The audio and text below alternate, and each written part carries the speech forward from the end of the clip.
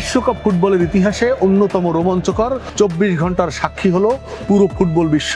আন্তর্জাতিক ফুটবলের এক অমর রেকর্ডের দিনে গোল উৎসবে মেতেছিলেন বর্তমান বিশ্বের 3 মহাতারকা। লিওনেল মেসি, কিলিয়ান এমবাপ্পে এবং আর্লিং হাল্যান্ড নিজ নিজ দলের জয়ে বড় ভূমিকা রেখে বিশ্বকাপের মঞ্চে আবারও নিজেদের শ্রেষ্ঠত্বের জানান দিলেন তারা। দিনের সবচেয়ে বড় ধামাকাটি এসেছে আর্জেন্টাইন অধিনায়ক মেসির পা থেকে। অস্ট্রিয়াকে 2-0 গোলে হারিয়ে দেয় আর্জেন্টিনা। এই ম্যাচে জোড়া গোল করেন তিনি। সেই সঙ্গে বিশ্বকাপ ইতিহাসে নিজের অবস্থানকে আরও অপ্রতিরোধ্য করে তোলেন এই কিংবদন্তি। 39তম জন্মদিনের মাত্র 1 সপ্তাহ আগে বিশ্বকাপ ইতিহাসের সবচেয়ে বেশি বয়সী হ্যাট্রিক দাতার রেকর্ডও গড়েন মেসি। বিশ্বকাপের সর্বকালের সর্বোচ্চ গোলদাতা জার্মানির মিরোস্লাভ ক্লাসারের রেকর্ড টপকে 18 গোলের মালিক এখন মেসি।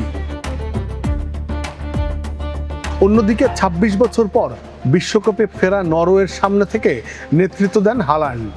ম্যাসাচুসেটস অঙ্গরাজ্যের বোস্টনের কাছে অবস্থিত জিলেট স্টেডিয়ামে ইরাকের বিপক্ষে নিজেদের প্রথম বিশ্বকাপের দ্বিতীয় ম্যাচ খেলতে নেমেই জোড়া গোল করেন এবারের বিশ্বকাপের আরেক বড় তারকা ফুটবলার হাল্যান্ড। তার দুরন্ত নৈপুণ্যে নরওয়ে 4-1 গোলের বড় জয় তুলে নেয়। আরেক গুরুত্বপূর্ণ ম্যাচে ফ্রান্সকে জয় এনে দেন মহাতারকা কিলিয়ান এমবাপ্পে। মিসৌরির কানসাস সিটিতে অবস্থিত অ্যারোহেড স্টেডিয়ামে সেনেগালের বিপক্ষে নিজের দুরন্ত গতি ও আক্রমণাত্মক ফুটবল প্রতিপক্ষের রক্ষণভাগকে বারবার তছনছ করেন ফরাসি এই তারকা। জোড়া গোল করে দলের 3-1 ব্যবধানে জয়ে গুরুত্বপূর্ণ অবদান রাখেন এমবাপ্পে।